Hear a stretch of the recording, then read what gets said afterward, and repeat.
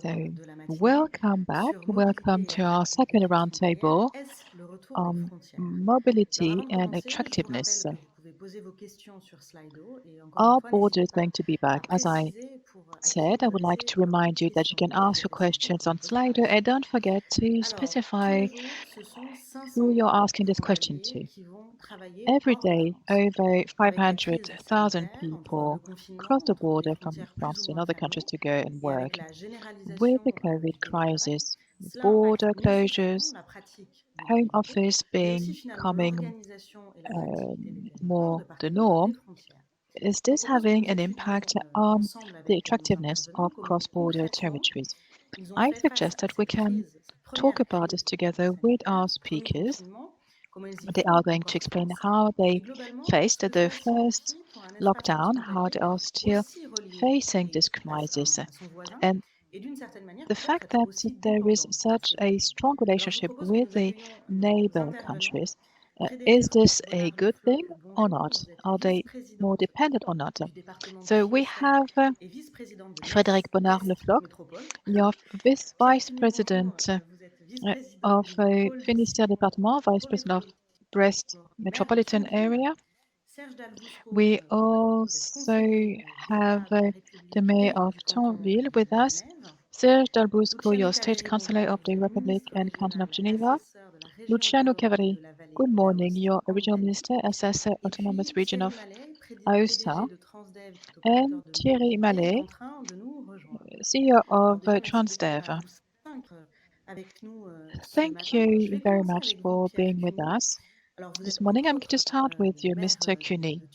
You are the Mayor of Thionville, which is at the heart of Europe. It is at the crossroads of Europe. As we said when we prepared for this roundtable, you are only 10 kilometers away from where the Schengen Treaty was signed. But also, you have a border to Luxembourg, and this involves several dozens of thousands of people who cross the border, of commuters every day. How do you make sure that those 110,000 people can cross the border, commute on a daily basis in order to go to work? And is there a cooperation framework between the mobility systems? And what about the financing? You have the floor. Well, good morning, everyone. Indeed, Thionville is a catchment area with 246,000 citizens. It's only 12 kilometers away from the Luxembourg border. We are really talking about a cross-border area, and the border is no longer a dividing thing. It is something that is actually bringing us closer. This raises several issues. Can you hear me, says Mr. Mallet? Yes, we can hear you well. So, local Luxembourg, when they want to talk to a government, they talk to the French government, and when it comes to mobility issues, then they have to talk or to address the region. Our role is to make proposals. This is the reason why two metropolitan poles were created, one in 2012, and it links Épinal, Nancy, Metz, and Thionville.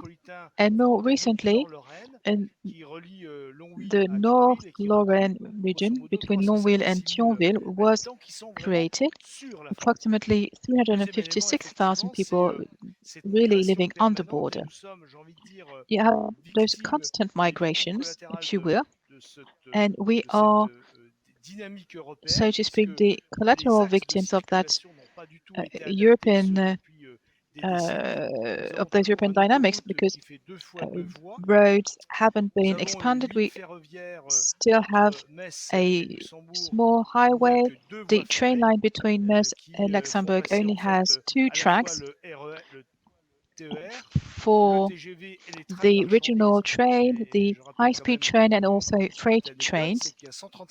And also would like to remind you of the fact that there are 135 trains per day between Thionville and Luxembourg, and some of them are freight trains, and this could already be an option that we could make use of. We have been very much working in favor of home office. I had the possibility to take the floor several times before the Intergovernmental Conference between France and Luxembourg in 2018. I was able to ask for home office up to 21 days, which was done. What we might say today is that home office is still very widely used between France and Luxembourg, at least until the 31st of December 2020. This is due to the COVID crisis mainly. This is one of the benefits of this crisis, because everything that wasn't possible before the crisis, especially when it comes to home office between both countries, people working from home. And this is having a positive impact on our traffic. There are 78,000 cars traveling in one direction or the other between Thionville and Luxembourg. So every morning, it's as if you were in the greater Paris, and it takes ages to only go from Thionville to Luxembourg. We're talking about 20 kilometers here. So Thionville, 45,000 people, and 50% of the people work in Luxembourg. 50% working in the healthcare sector, or also in the steel industry, because ArcelorMittal has a main plant in that area. There's a second aspect also, and this is something that our colleagues in Switzerland and the Savoy region are very aware of. There is a major difference between salaries. We know salaries in Luxembourg are 3 times higher than those in France. For example, with the COVID crisis, healthcare staff go and work in Luxembourg. In France, nurse would earn 2,000 euros, whereas it will be between 4,000 and 4,500 euros in Luxembourg. So, as you can see, in some sectors, we really lack manpower. And this shows how fragile Luxembourg is, because during the first lockdown, people were saying that they were going to close the border, but people in Luxembourg were very much concerned about this, because if you close the border between France and Luxembourg, 80% of the jobs in Luxembourg are actually held by French nationals, people who live on the other side of the border. And this is something that we really want to work on in our area. We want to have a better distribution of tax revenues. We want to have a co-development, not a payback. We want to have a harmonious co-development, because Luxembourg also has some weak points.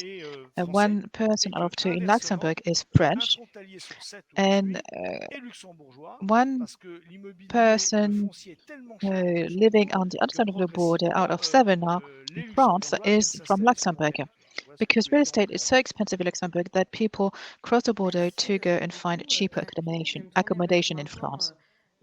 Thank you, Mr. Cuny. I will now turn to Serge Busco. This is very good transition to our second speaker. You are the State Councillor of the Republic and Canton of Geneva. You are also very much aware of cross-border issues.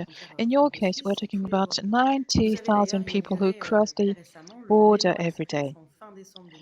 You inaugurated the Le Mans Express train very recently. One question: how does this work, especially during a health crisis? And referring to what Mr. Cuny was saying, having such a cross-border mobility solution is extremely expensive. How do you finance such a project? Thank you very much. Good morning, everyone. Thank you very much for having invited me. It's a great pleasure for me to be able to take part in this roundtable. I paid great attention to what Mr. Cuny was saying when he spoke about his region, this border region to Luxembourg. Obviously, there are many similarities between his situation and our situation here in Geneva. And in the French Geneva region, as you know, in Switzerland we have cantons, and the Vaud canton has a 3.5-kilometer border with the rest of Switzerland and 110 kilometers with our French neighbor. As you can see, this canton is almost so isolated, if you will. It's tiny, at 283 square kilometers, and it is surrounded by great nature, and unfortunately, due to historical events, they were gradually removed from the center. You have to understand that in Geneva, this is something that we share with Luxembourg. On our territory, we have 500,000 inhabitants, but the Greater Geneva has more than 1 million inhabitants.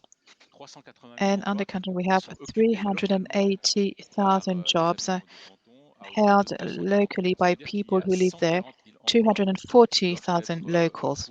So in other words, 140,000 jobs are actually held by people who don't live in the area. We have 90,000 people across the border from France and others also who come from other Swiss regions, especially the Vaud region.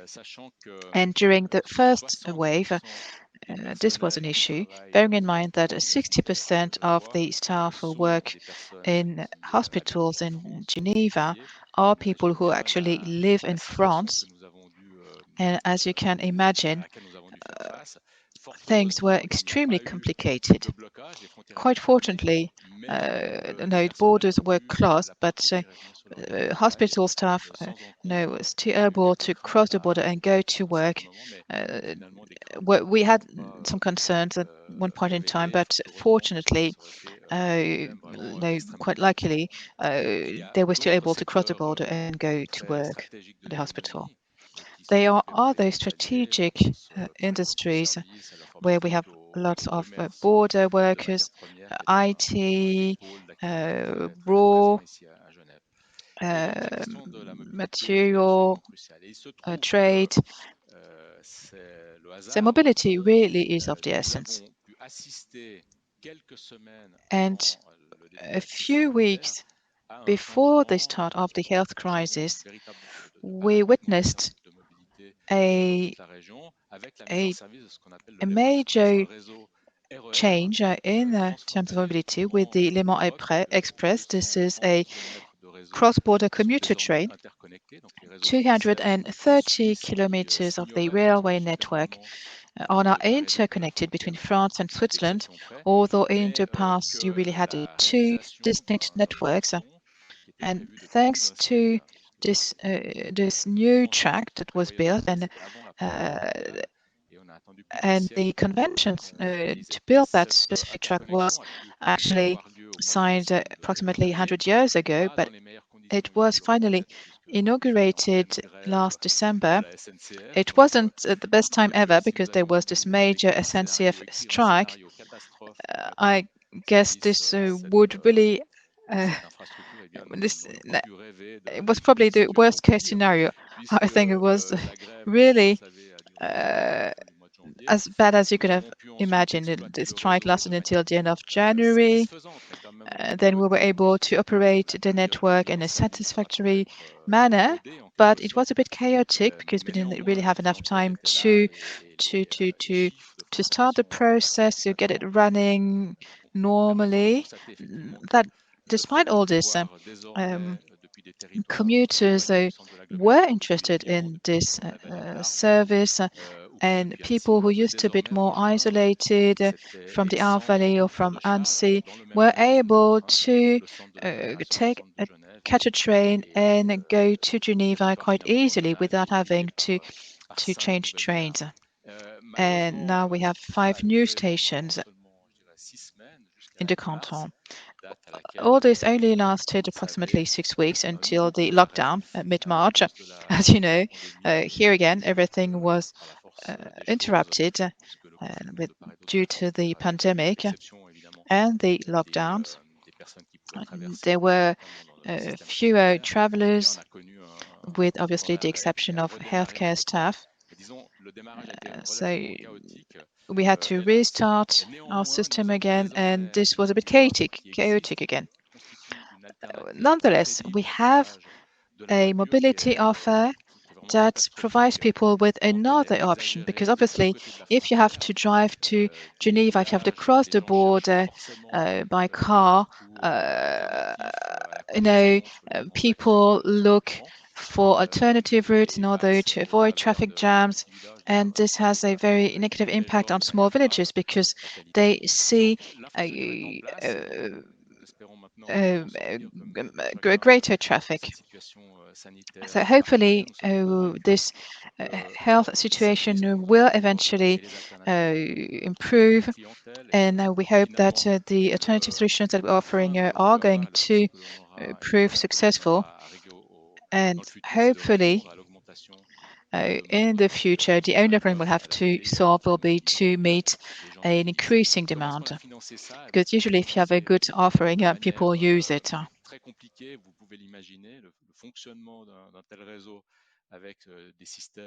How would you do this? Well, as you can imagine, you have to have a network. You're talking about companies, different cultures. You have SNCF in France and the Swiss railway network in Switzerland. They have a joint company, although, to operate the joint network. It's not easy, I must say, but things are promising because there were major investments that were made, and everyone takes part in operating the system in a balanced way. This is what I wanted to say by way of introduction. Thank you. We'll come back to these issues of infrastructure management, which are generally very heavy, that ask questions about the accessibility of this mobility infrastructure. Waiting for Thierry Mallet to join us, and of course he could tell us about it as a transport operator. I'll turn to you, Luciano Caveri. Hello, you are here to represent the autonomous region of the Aoste-Vale. In Italy, you have a wonderful border, but which is fairly difficult to cross with the Mont Blanc. So I had two questions. First of all, how do you organize cross-border mobility when between you and your neighbors you have the tallest mountain in Europe? It's probably not so easy. And also, I wanted to ask you, maybe I'll approach the beginning of your answer, but I wanted you to explain why you were so invested in regional European programs. Is that part of your region's better integration with its neighbors in a cross-border approach? Over to you. Well, first of all, the Mont Blanc on the Italian side is behind me in this painting. Today is a glorious day over the Alps, although I have to say that right now we are going through an awful tragedy. COVID-19 is affecting our region very deeply. We're in a red zone, and what is strange and goes against the state-based logic of nation-states, the same mountain areas like the Valley Canton right on the other side of the Grand Saint Bernard, and France right on the other side of the Mont Blanc tunnel. Well, vis-a-vis what is going on, the COVID tragedy, these countries have differing attitudes, so borders still exist, if you see that there is no single European strategy. It's true that we are a small alpine autonomous region, have been so since 1945. We went through this historical break because with Savoie we were in the same kingdom until 1860 when there was the plebiscite on the French side. And so since these times with the birth of the Italian state, we were sort of isolated in our cultural context because we were rather French-speaking and not Italian-speaking. And when the Madrid Convention of the Council of Europe in the 30s helped us resume cross-border cooperation, now we call it territorial cooperation, that was a major return to history. We had the tunnels in 64 and to France and then to Switzerland in 65, well, with the grand opening of the Mont Blanc tunnel by de Gaulle. For us, that was a return to a historical role. The government's rationale was a sort of impasse in Italy. And so we've come back to a cross-border situation of major territorial cooperation, especially when it comes to the EU's regional policy. I was lucky to be an MEP, and as the chair of the regional policy committee in Strasbourg and Brussels, we got more and more a political space which goes through today EU development funds. When I was listening to my colleague speaking, you can see how paradoxical the current situation is. On the one hand, you've got the closure of borders, because let's be clear, on our side, the border is closed. There is no possibility to go either to France or to Switzerland. And on the other side, you've got a paradox, a positive paradox, where we're having video conferencing about the new programming period 2021-2027. It's a reason to hope. We're looking at the future with different eyes from those of the current tragedy. But we need to make even more progress. I think that there are two possibilities offered by Europe in the past with the Rhône-Alpes, with Rhône-Alpes Auvergne and the Provence-Alpes-Côte d'Azur regions in France and the Swiss cantons and the regions of Liguria and Piedmont in Italy. We worked on Euro regions. That's an interesting European notion, and we had created, and now we are convincing that we need to breathe new life into this idea of AlpMed, the Alps on the one hand and the Mediterranean on the other. It's a return to history that I was talking about at the beginning of my talk, coming back to a shared historic period, which was of course changed with everything that happened after the Second World War. But fortunately, with the ray of light given by the birth of a united Europe. And on the other hand, if you look at borders, there's a second notion, which is that of mountains. We are a region with 1,100 meters of mean altitude, which is considerable. So now we're working on another framework, which is called EUSALP. EUSALP is an acronym which explains a region starting in Slovenia, reaching as far as the French Mediterranean. And that's an interesting instrument too. Borders are changing, and they are going to change more and more with historical ties that will have an important expression in the future. I think that what is important is that we let people speak and not just politicians. We are trying to have exchanges between young people on both sides, trying to work together on different issues because we are close to one another. It's a local policy. That's the policy of tomorrow's Europe that we're interested in. Thank you. Thank you so much, Luciano Caveri. Now I'll turn to you, Frédérique Bonnard-Le. We've just talked about a border that is hard to cross with the Mont Blanc. So we're talking about the power of geography, but I mean, your situation is just as difficult, not mountains, but the Channel and the Atlantic Ocean. So when we prepared this sequence together, you said we don't have a border, we have a shared sea between you, the Finistère department, and your neighboring country partners. So first a question, you're one of the few French territories that can do cross-border cooperation with Portugal, but I wanted you to talk about this maritime space as a connection and not a border, and also talking about mobility, because that's the topic today. And also, since yesterday and this morning, we've been talking about the consequences of the health crisis, but you're going through another crisis, which is a political crisis, Brexit. So when your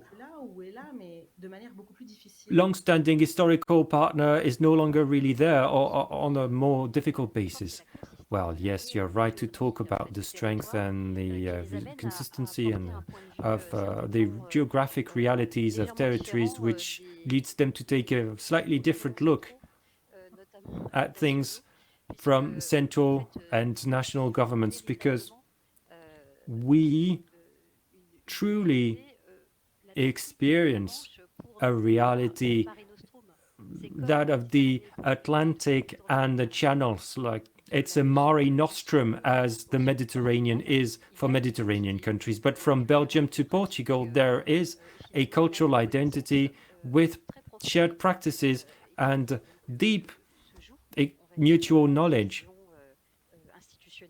and that transcends institutional divisions.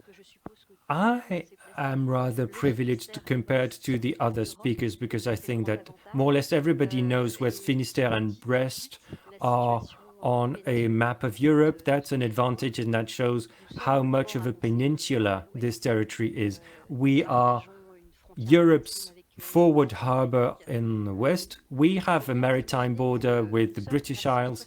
You need to understand that we are 160 kilometers, 100 miles away as the crow flies from the British Isles, and 200 kilometers from the regional capital and 500 kilometers from the national capital. That gives you an impression of our connection with the British Isles. We are directly connected to the British Isles via ferry service, a public-private ferry company built on strong local capitalism, born from the reality of trade and economic trade and people's connections on both sides of the Atlantic.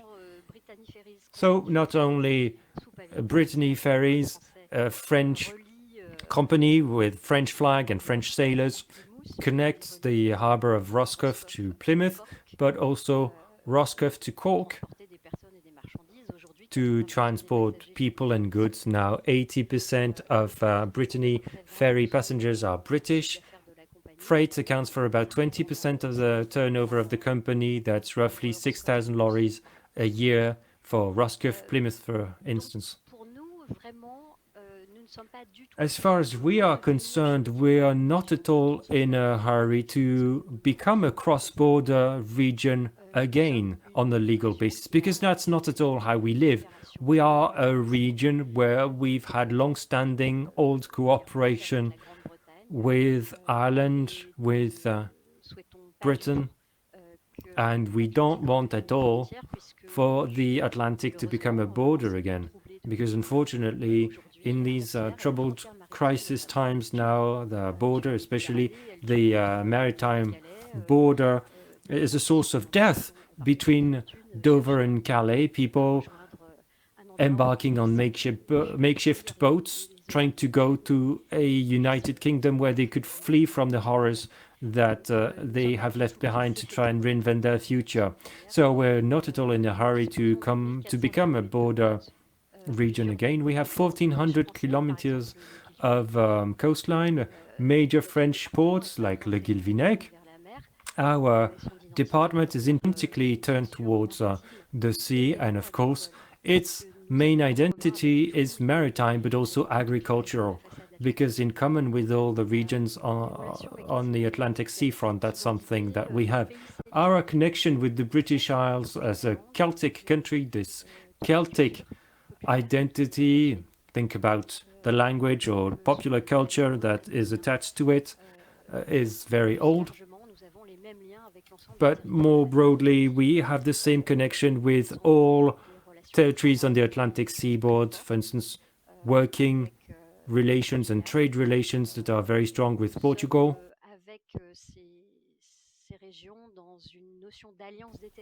With these regions, we follow rationale of alliance of territories as experienced by inhabitants.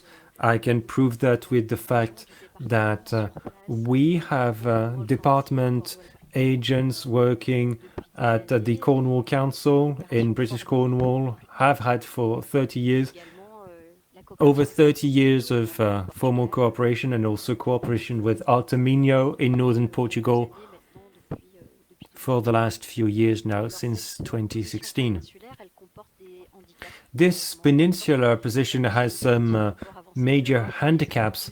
Yes, we are Europe's forward port, but without sufficient inclusion of our territory in European and national logistical strategic nodes, the Finistère roads are maritime roads are not part of the 10T network, so we can't have access to European and national financing that would be essential. And the matter of real access that was discussed at length by the previous speakers, we don't have such connection at all. The high-speed line in France stops at Rennes and doesn't go as far as Brest, and we have very big problems of interconnection between maritime, air, and rail transport. And also, as you said, Marianne, Brexit is a disaster for our territory.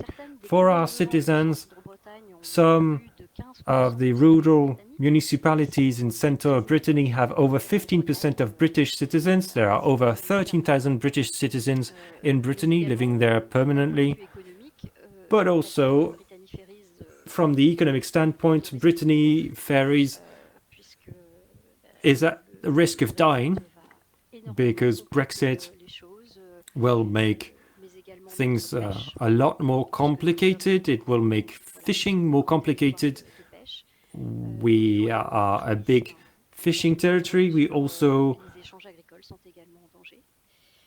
live mainly from tourism, and agricultural trade is going to become more complicated. And also, we have long-standing and fruitful cooperation between our two countries, which is a source of innovation for us. We're able to lead European projects to decarbonize the milk, the dairy industry, both in Brittany and Cornwall. This really makes sense at the European level. Most of our cooperation projects are financed with Interreg, with British partners with which we've been used to working for a very long time. And so for us, Brexit is a denial of territorial realities as we experience them. Thank you so much, Frédérique Bonnard-Le Floc'h. We can really hear that Brexit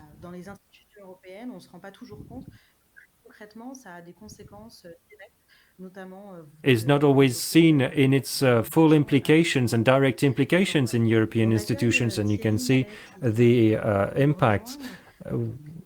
Let's welcome Thierry Mallet.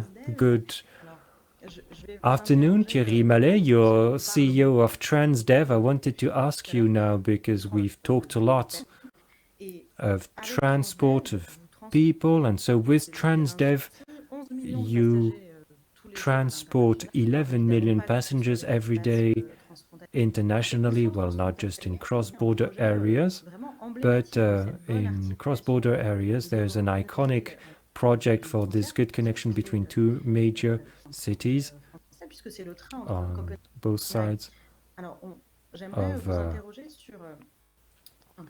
a border, the train between Copenhagen and Malmö. So such a large project, how do you organize it? Very, very concretely, when you're a transport operator, how do you help elected officials and local government implement such a project when governments don't have the same legislation, and there are also probably some technical matters that make things different. Thank you so much, and I'm sorry I wasn't able to join you a bit earlier, but I was having technical connection problems that have now been solved.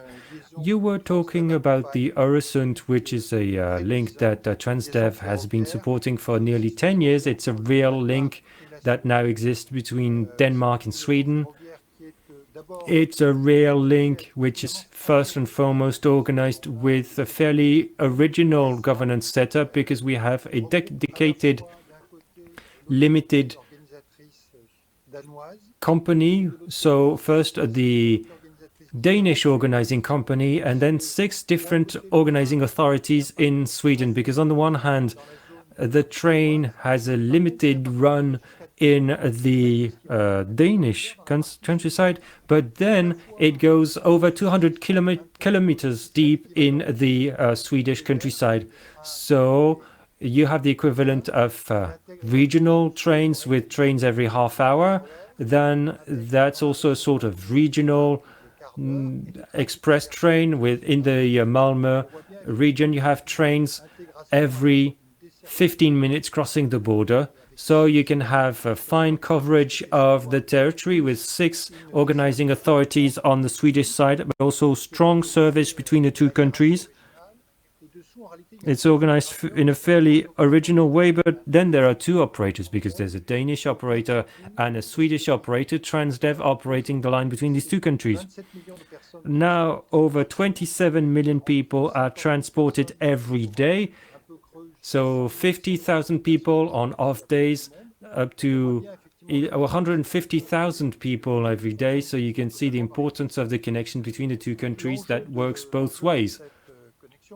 What's at stake with this connection, which was also impacted by COVID with fewer passengers and restrictions on crossing, was the change in legislation over the years. The border control system was not always the same.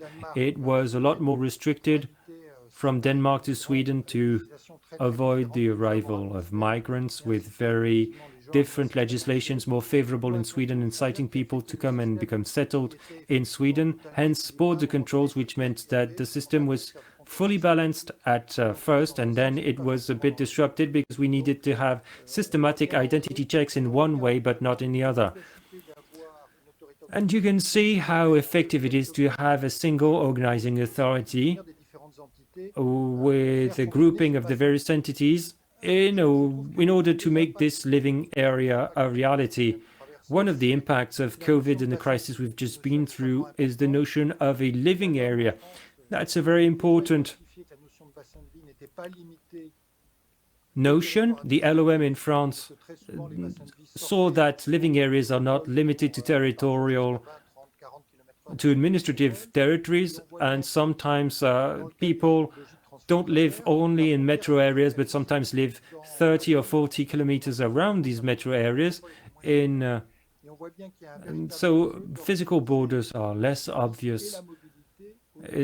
There's a real challenge to organize services and mobility around living areas by inventing ways of working that are different from what we had before. As part of the French LOM, we'll probably have mixed syndicates or organizations between regions and metro areas, and in cross-border matters you have the same challenge, because a lot of cities near borders no longer follow, there are obvious reasons, no longer follow borders, because you can work in another country very easily. So there are a lot of structural And governance matters because mobility projects can only exist if you have a governance project that helps decide the level of funding and service that are going to be put in place. That's very important, but first of all, you need to realize that there are living areas, then you need to organize the organizing authorities at the right level, and if applicable, then you can develop services, just bus or coach-based systems, or in the future by train, which requires longer-term investment, because for the horizon, this is dedicated infrastructure that is very heavy, with a tunnel and a bridge connecting Sweden and Denmark. And the idea is that with this organization, we were putting in place a dedicated organization, an organizing authority that would manage this interconnection to make it work on a daily basis. Thank you so much, Thierry Mallet,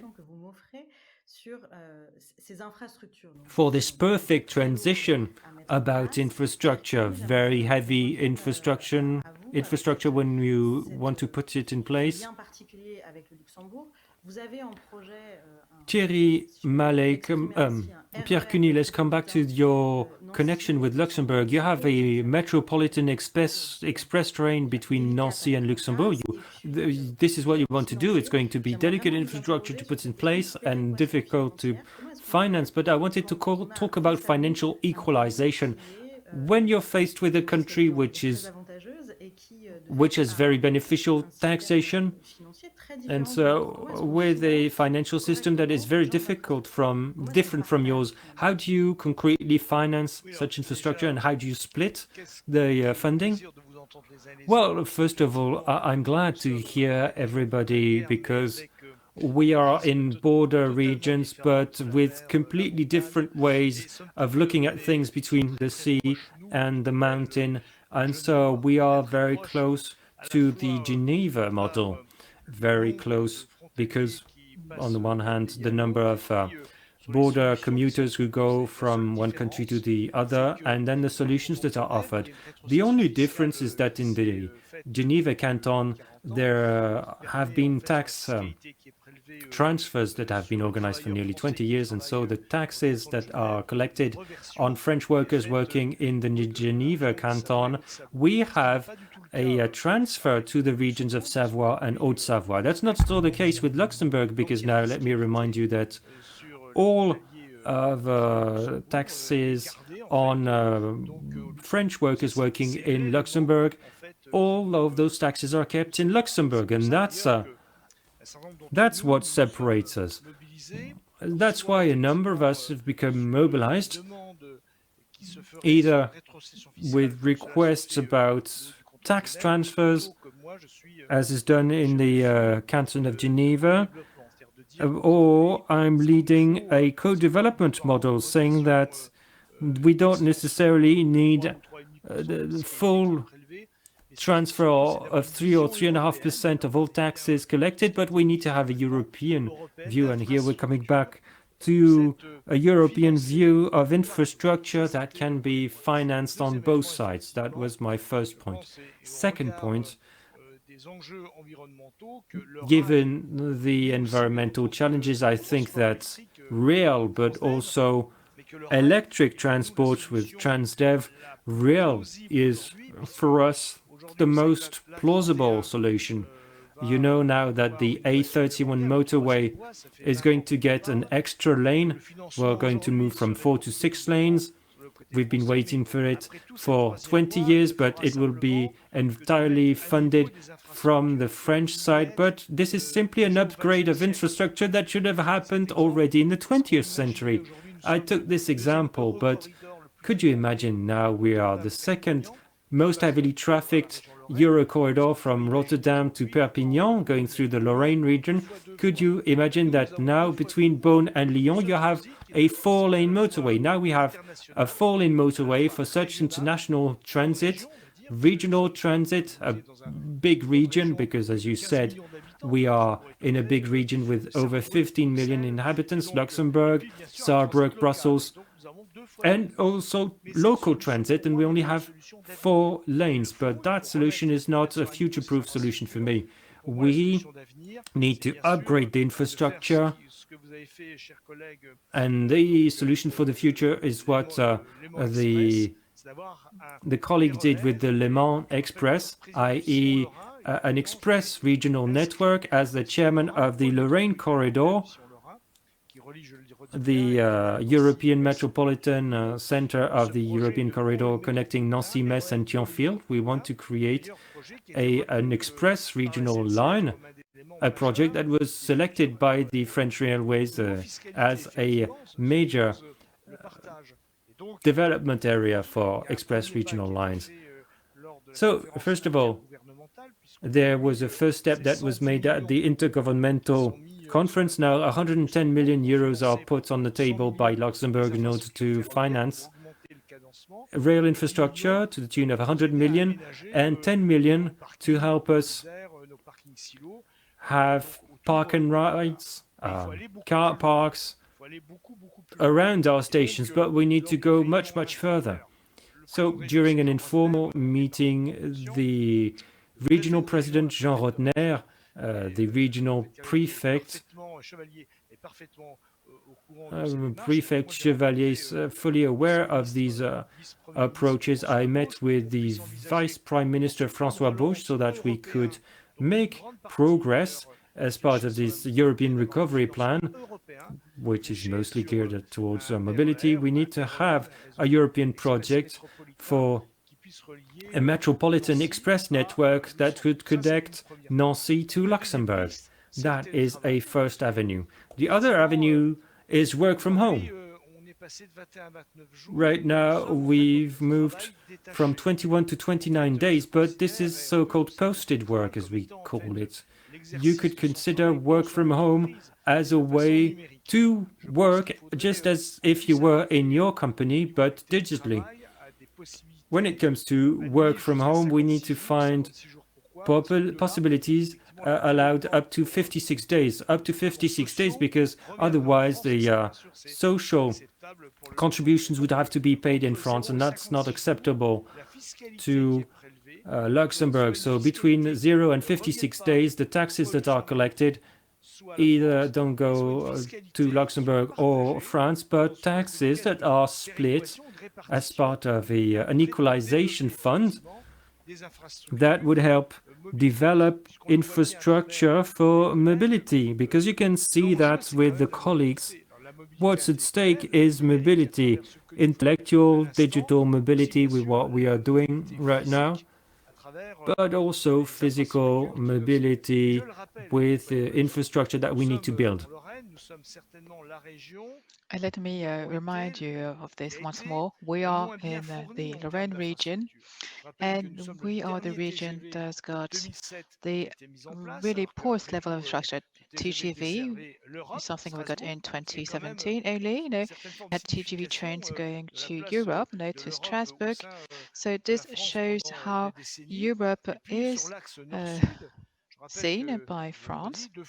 And then for the north-south axis, a 4-lane motorway, 2 railway tracks that go from Metz to Luxembourg, and there is almost nothing going to the south, no TGV from Nancy to Lyon. And if you want to travel from Nancy to Lyon, either you go via Strasbourg or via Paris. So this is what the station is like currently in our region. We're stuck when it comes to traveling south, and when it comes to traveling north, the infrastructure is saturated. There, and going up north, there is a lack of infrastructure and a high level of traffic.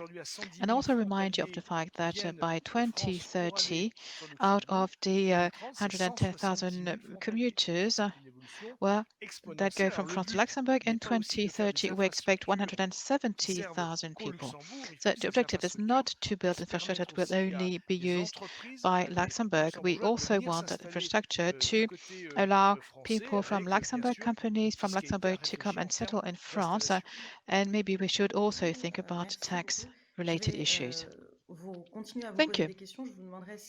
Thank you. I will ask you some questions now. I know you are passionate about your respective topics, but please try and be brief so that we can then answer the questions asked by people in the audience. So you just talked about rebalancing things between both territories on both sides of the border. So Serge de Busco, as we know, the Geneva Canton and Switzerland are places that are very attractive. When you work with your French counterparts, how do you implement a form of a financial or tax solidarity? And how do you make sure that you have a more balanced territory? How can you make sure that you just don't have people sleep on one side of the border and work on the other side of the border because it's much more attractive? Well, indeed, this is a complex task, but over the years, we've been able to implement coordination tools, cooperation tools, and I'm sure this will allow us to rebalance the situation. In the Greater Geneva region, we have a cross-border cooperation grouping, and it harmonizes public policies on both sides of the border. We've had it for what we've been thinking about this for the past 15 years now. We are trying to rebalance things when it comes to employment and housing on both sides of the border. So more jobs on the French side, more housing on the Swiss side. Things are moving in the right direction, I would say. Things are quite positive. But there is something that has really convinced us to increase our cooperation, and this was a request made by the Swiss government, the federal government, at the end of the years 2000. The government implemented what we'll call urban projects or catchment area projects, and it was quite innovative at the time because, and this is what we are doing here in our case, they provide a financial support, but that support is not just limited to the national territory. If projects help build the metropolitan area on both sides of the border, then they benefit from a co-funding by the Swiss government. So we talked about the Le Mans Express earlier on. On the same day, we integrated a tram that goes between Annemasse and Geneva, the center of Geneva. This was partly financed by the Confederation, and this is highly symbolic. For the first time, the tram was crossing the border for the first time in many, many years. There used to be a line, but there used to be many tram lines a century ago that would cross the border, and the Confederation provided approximately 40% of the funding. Every 3 or 4 years, we launch a new tranche. We're currently launching tranche number 4. We propose a similar project. Next time, there will be a cross-border tram, but near Ferney-Voltaire and not Annemasse. Mr. Cuny, what you said is really interesting when you talked about the situation in your region and in Luxembourg. The distribution of tax revenues is obviously at the heart of all our issues. We do this in our region. We approximately give back 1/3, almost 1/3, 30% of the tax revenue. And this is indispensable if we want to have a balanced development on both sides of the water. You also talked about Home Office. There is a risk here indeed. We have to support home office solutions. Right now, this is not necessarily something that everyone wants to do, but when it comes to sustainable mobility on our territories, more than 50% of the jobs can be done from home, at least in part. So what about social payments? What about the social security schemes? And in our case, obviously, there are some limitations, and we need to make sure that the number of days or the share of the activity that can be done working from has to be increased so that we can really be in line with those changing behaviors. Otherwise, there will be some imbalances, and this will limit the use of home office work for various tax or employment legislation issues. And I believe that if you want our territories to be attractive and to remain attractive, we will have to do something about this. Well, thank you. You've actually already answered the question asked by someone in Georgia's regarding the EU regulation that sometimes restricts the use of home office.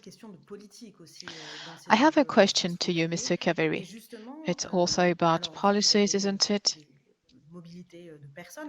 So you have people crossing the border, but also goods crossing the border, moving in the Aoste Valley. They don't necessarily stop there. They also go beyond the valley to other places in Italy.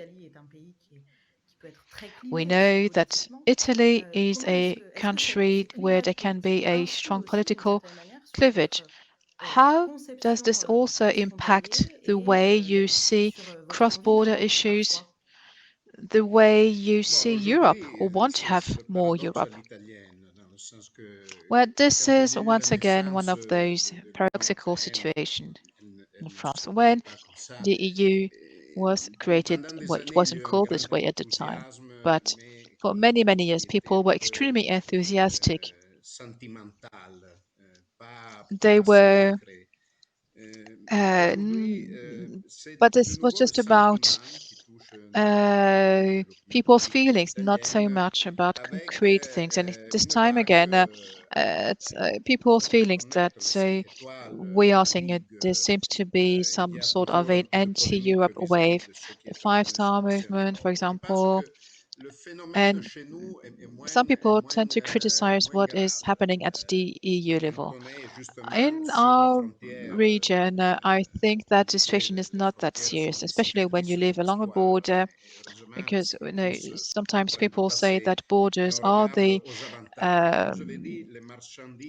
scars of history. Now those scars are becoming our advantages. They are companies that work on both sides of the border. We also have those ski resorts, Zermatt on the one hand and La Rosière on the other side. So those are shared ski resorts. Now, when it comes to specific issues, things are a bit more complicated. For example, the Mont Blanc tunnel is now old. It should be expanded.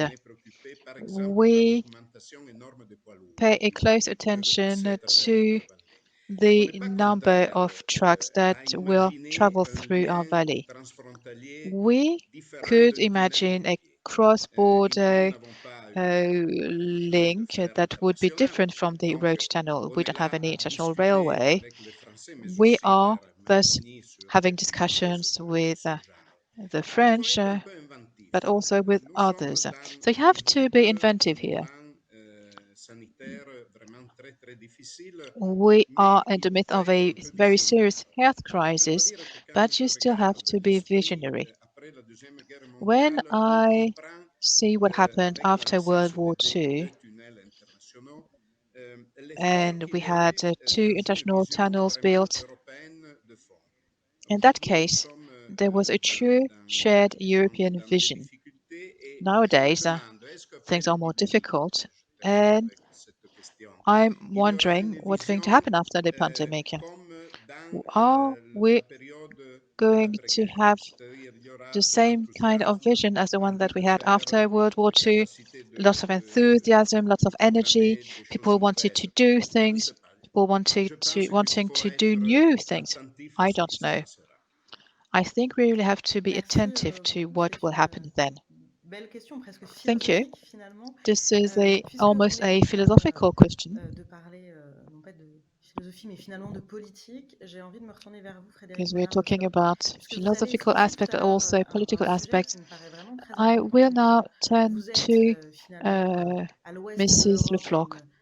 You said that you were on the western part, in the western part of Europe, almost like an outpost. But you are not considered as a logistical hub, if I may use those words. Would you like to say a few words about this? Is this a European problem or is this a French one? Well, this is an interesting question. I would say it's a European hope, but it's a French problem.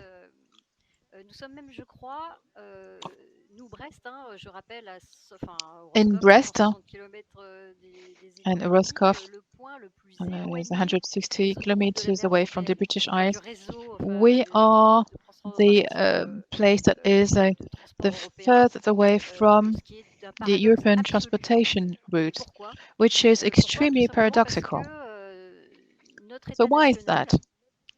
Well, because our nation state and people in Brittany have always had some issues with the centralized government in France. And in France, there are some ports of national interest, Le Havre, Marseille, for example. And they tend not to really take into account what is done at the level of the local governments, as is our case in Brittany. You must understand that our port development is done around the military harbor in Brest, but also our agriculture. So our territory is being structured by local stakeholders who know exactly how to work together in order to develop the region.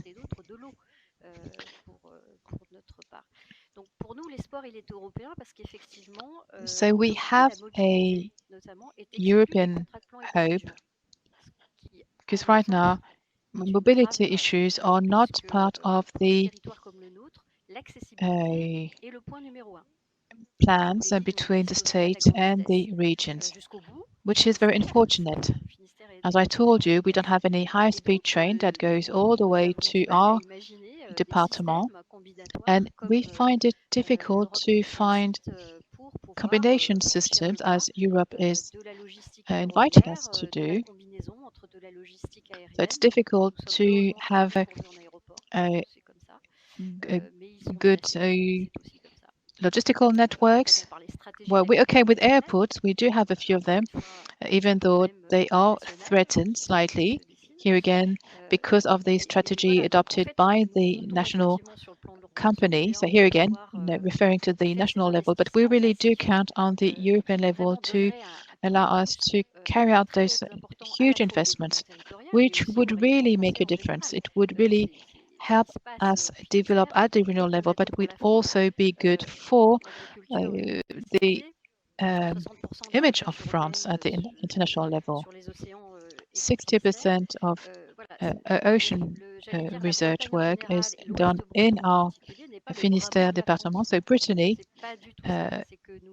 is an area that is not really understood by our central government.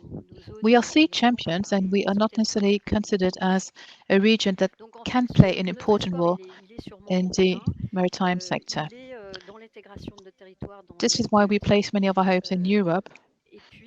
We also very much believe in the Trans-European Transport Network solutions, and we will see also what happens after Brexit, but maybe we can talk about this later on.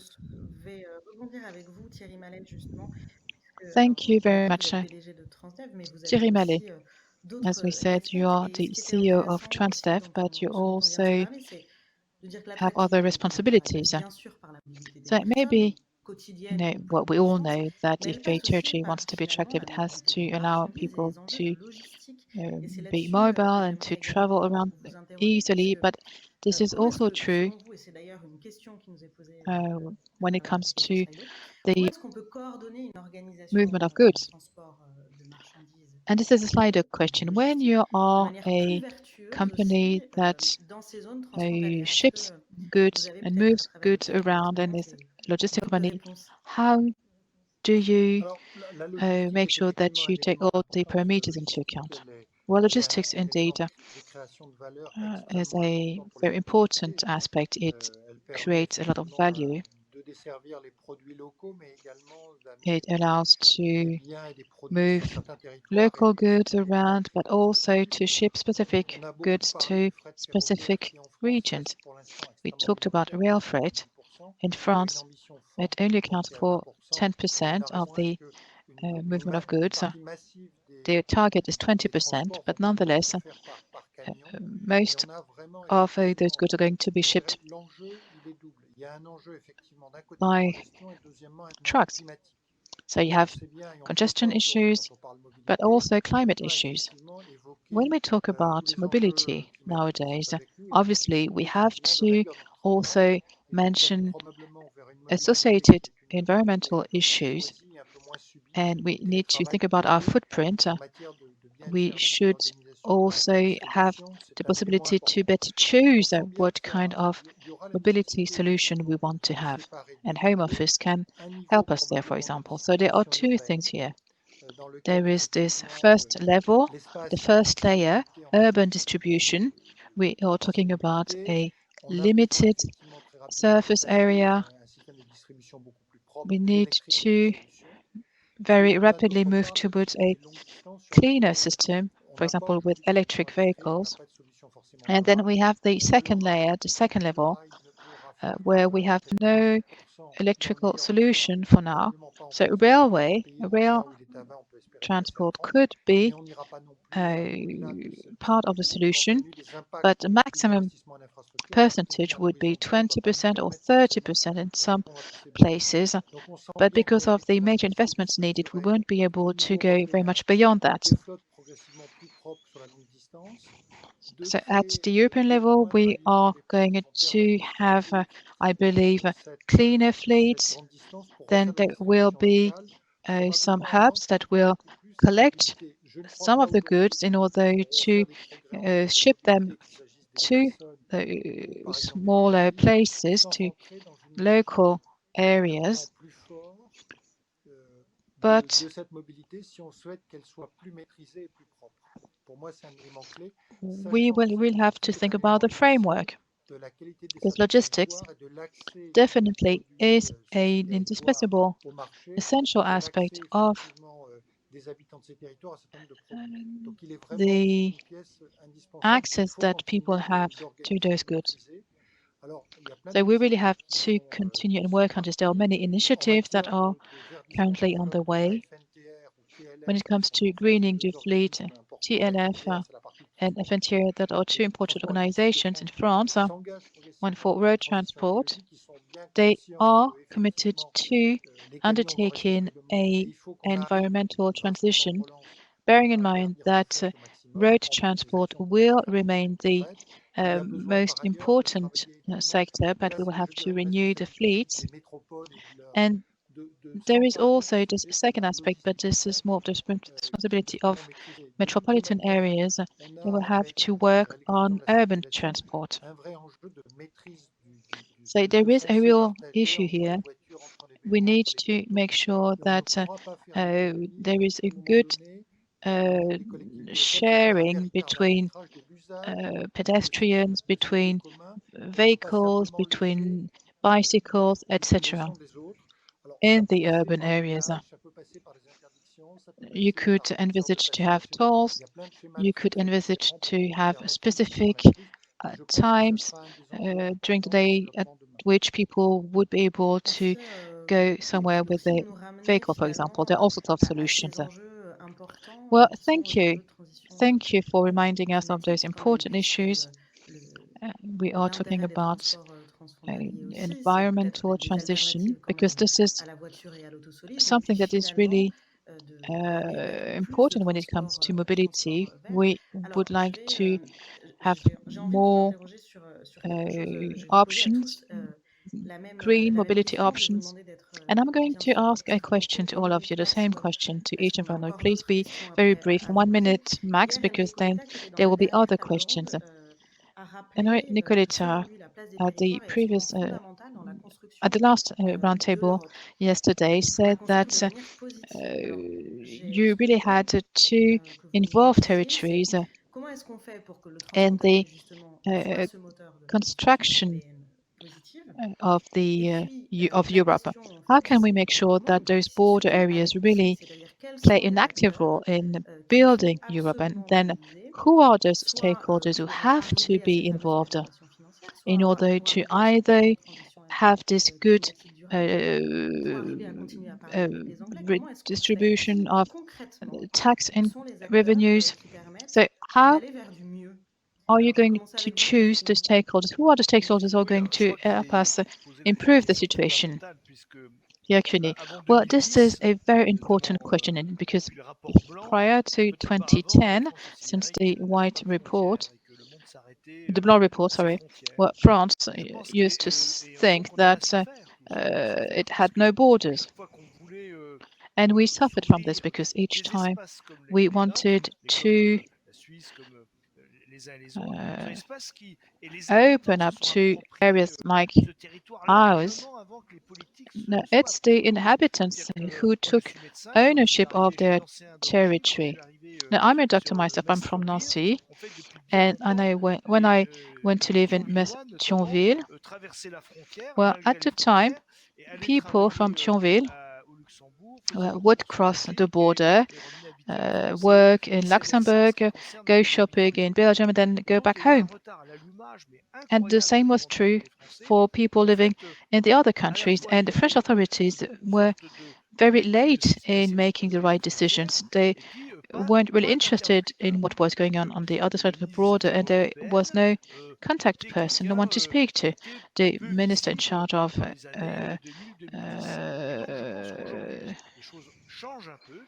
international affairs wasn't interested in all this. Things are changing. Now we have the prefect of region who has a diplomatic status, and when it came to preparing the intergovernmental conference, this was a plus.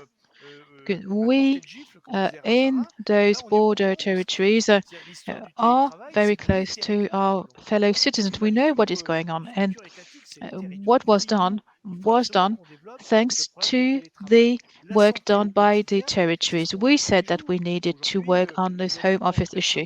When it comes to healthcare, well, nowadays you have as many French people going to the doctors in Luxembourg and vice versa. But nothing has changed, for example, when it comes to the payment of those doctor's visits. And the region, in my view, is the best level. The region is the level at which this discussion has to take place. And then you can associate other structures such as local governments or metropolitan areas. And people in Luxembourg often reproach us that if there was one person from Luxembourg going to a meeting, then you have 10 persons from France. So you should only have one contact person. For France, you could be just a representative from the region, from a metropolitan area, or the president of the region. And we should really make sure that there is a true delegation of powers. We need to have one person that is really close to the ground. This is what people in Luxembourg want to see. They just want to have one person to talk to. Thank you. Talking about the regions, over to you, Luciano Caveri. For you, the right person to speak to is the region. We can feel that in Pierre Cuny's answer, there's a matter of consistency. Who are the right people to talk to? Well, I was with Enrico Letta, whom you mentioned, on the Italian government a few years ago. We were the two junior ministers. I was also in charge of cross-border cooperation. Sometimes we discussed about the elements of cross-border cooperation, and I think that the right level is the regional level. For the Swiss friends, there is no problem because they have a federal system that is precisely based on republics or cantons, but for us, with the French in particular, there are difficult discussions. We have meetings with the elected officials, and at the end of the meeting, okay, now I'm going to call the prefect up. So, well, that's a paradox, because I was talking with the people who were familiar with the territory, who knew the ins and outs of the dossier, and suddenly they came up with this Napoleonic figure, the prefect. So that's why I think regionalism is the right level. Frédérique, Bonnard-Le, Floc'h, you're an elected official in the metro area and the department. Do you feel that prefects help you anchor your discussions with partners, or is there still a problem with consistency sometimes? Well, as part of a relationship with British Isles, prefects don't know much about it, and they can't do much about it either. Well, they simply can communicate our infrastructure needs, and so that depends on the prefect, and that's the kind of relationship that we have. But it's a bit of a roulette game.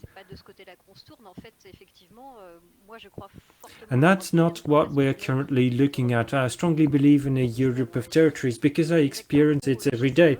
We experience it in Finistère. Local players hunt as a pack. When people in the metro area, the department and the region want to do something, they put millions on the table and they try to get central government money. They don't call for a lot, but they try to get European money, and they're usually luckier.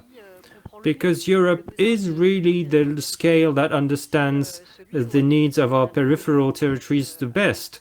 And that's the scale with which we can have the best discussion to unlock things. We have more allies on the European Parliament and the European Commission than we have with the French Parliament and the French government.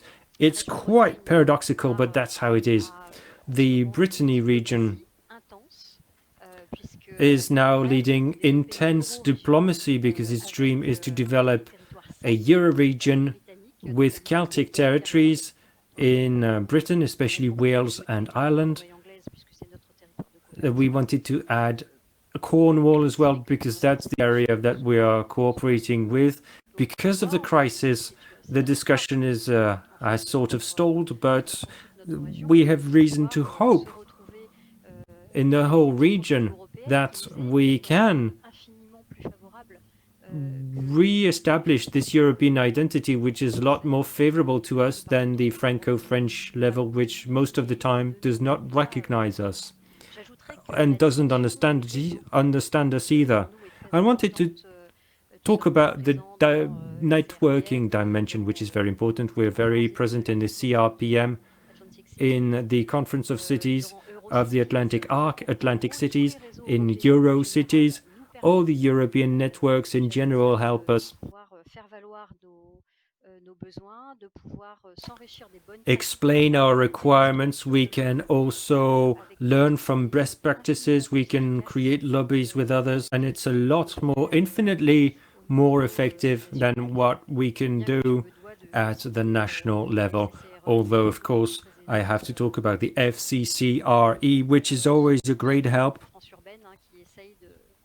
and also the Urban France network. We've set up a new Europe committee in these networks to try and push forward this idea of Europe of territories, which I think creates a lot of values for our country,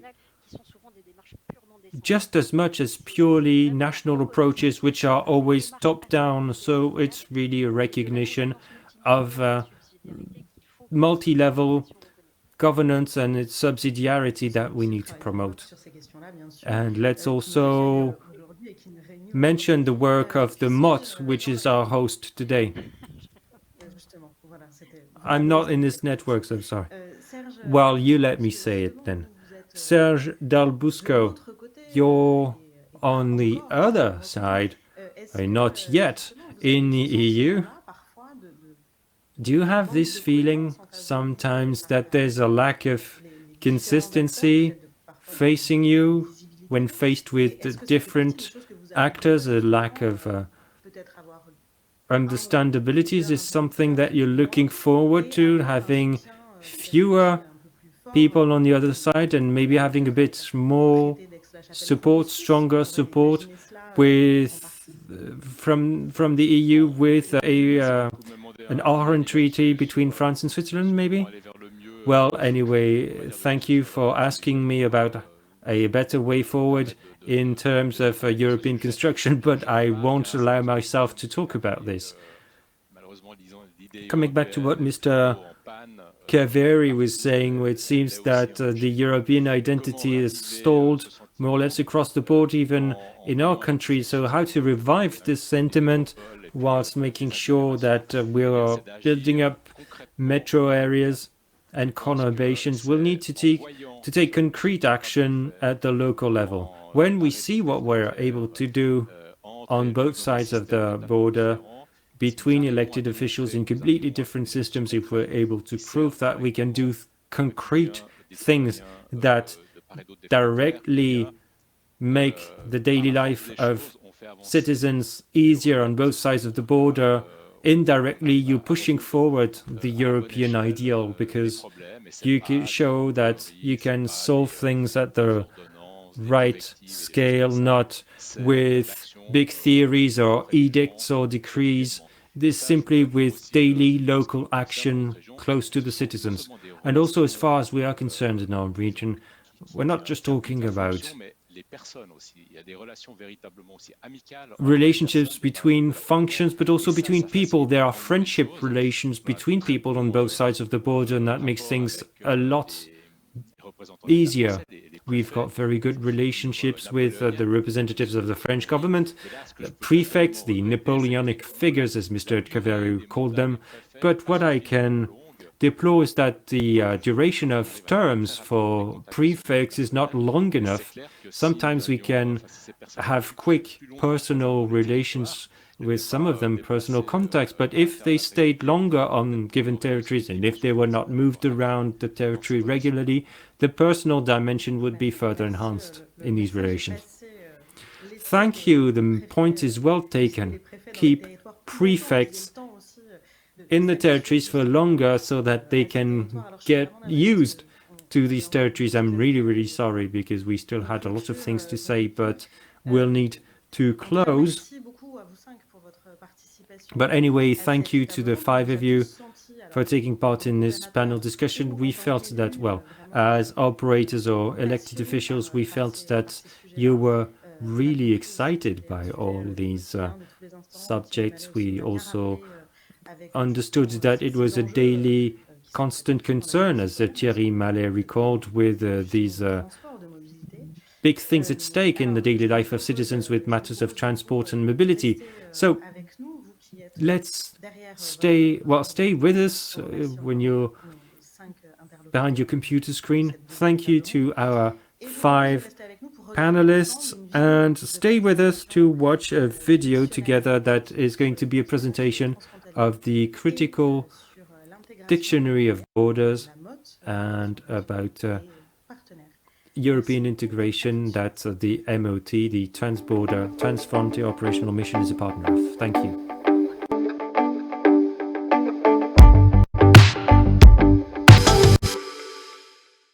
erreur dans le texte. Ok, c'est parti. Ouais, un instant, il faut que je refasse. De toute façon, ils couperont au début, je pense. Oui. Ok. Ok. Attends. Une erreur dans le texte. 3, 2, 1. We would like to present you today the critical dictionary on borders, cross-border cooperation and European integration, published with Peter Lang at Brussels. In the current COVID-19 pandemic, borders have again become a central issue of the European Union. Rebordering has been the first response of almost all member states for protection against the virus. The critical dictionary follows a combined historical geographical approach and is co-directed by Birte Wassenberg and Bernard Reitel, with a large contribution by Jean Perroni and Jean Rubio from the Mission Opérationnelle Transfrontalière, both for the content and the cartography.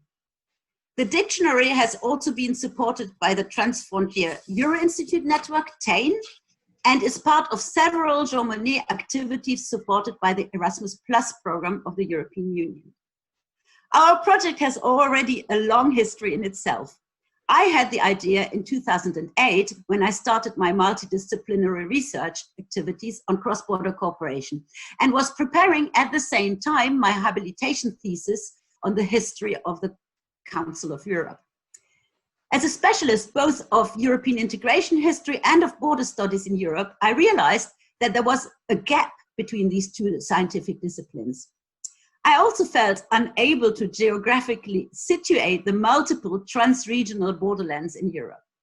I was therefore convinced that a didactical tool was needed for students, researchers, and for actors in this field of European border studies, which could fill in this gap and serve as a historical atlas of border regions in Europe.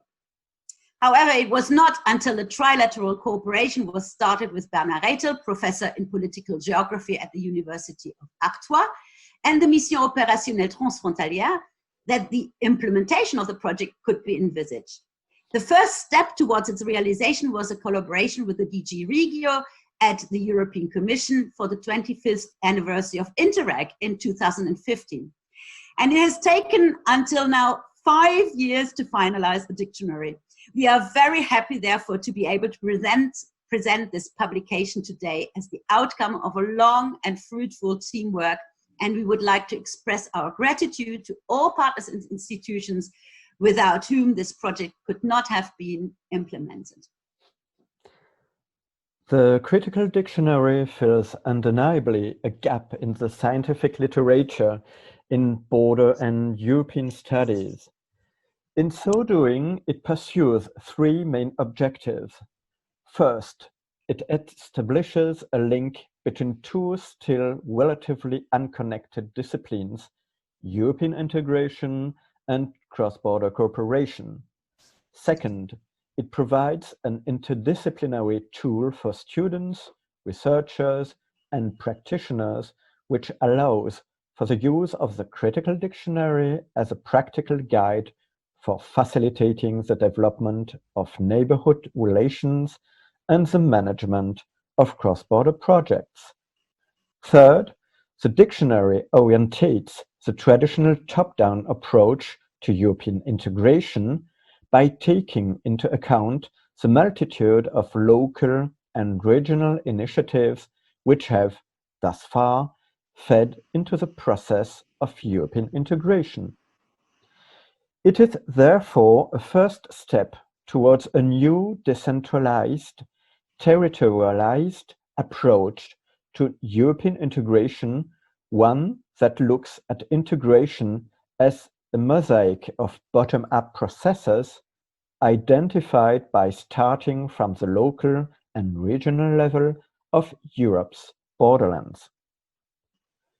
The dictionary is composed of scientific articles written by specialists on cross-border cooperation, coming from the most varied disciplinary backgrounds. It consists of two distinctive parts.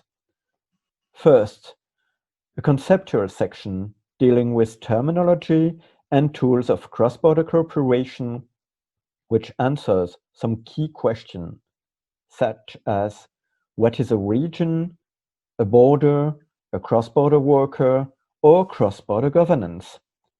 Second, there is a geographical section which represents a repertoire of member states of the EU and a variety of cross-border regions at different scales. The geographical zone that we cover corresponds mainly to the EU and its neighborhood area, according to a gradual approach without asking the question on a precise delimitation of Europe, which is not our research purpose. The approach we follow is therefore Eurocentric, but we understand it still as enlarged, open, and critical. Furthermore, we propose articles on many cross-border regions.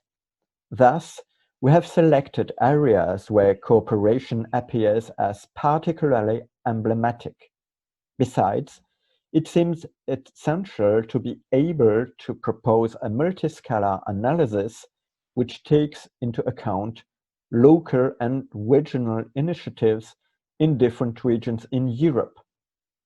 However, we have not been able to take into account certain cross-border spaces for which we do not possess enough information, and this explains that some areas in Europe are better represented than others.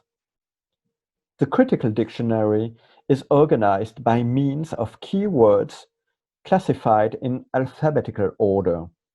For the conceptual section, a list of keywords has been elaborated, and the authors were asked to analyze each term according to a fixed scheme, which includes an explanation of the notion, connected terms, etc. The dictionary should not be considered exhaustive, though the scope of what is covered was made to be as broad as possible. The concepts presented concern transborder cooperation in a general manner, but also take into consideration the totality of theories and reflections on borders beyond their purely geographical dimension and the relevance the terms covered to their practical usage by experts on cross-border cooperation. All articles have undergone a peer review process by an international committee composed of scientists and practitioners of cross-border cooperation located in more than 15 EU states. For the authors of this collective publication, the focus has always been on the fact that we are dealing with a critical dictionary, which means that there is no request for uniform thinking.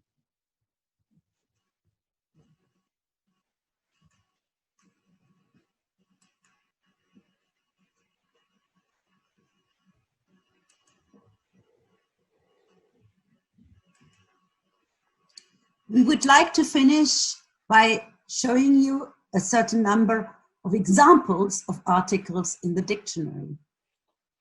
Articles of concepts, here is the example of the borderscapes, of the metropolitan region, and articles on geographical areas. Here, the example of Croatia and of the Upper Rhine Valley.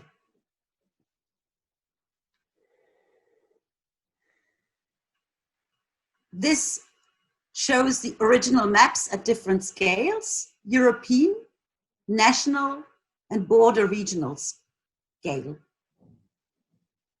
Thank you very much for your attention. We hope it gives you an incentive to read our dictionary. Merci beaucoup, en tout cas à tous, pour votre participation. Thank you very much, everyone, for taking part in this very insightful morning. Giuseppe Bettoni will welcome you at 2 p.m. sharp for the afternoon panels. Thank you.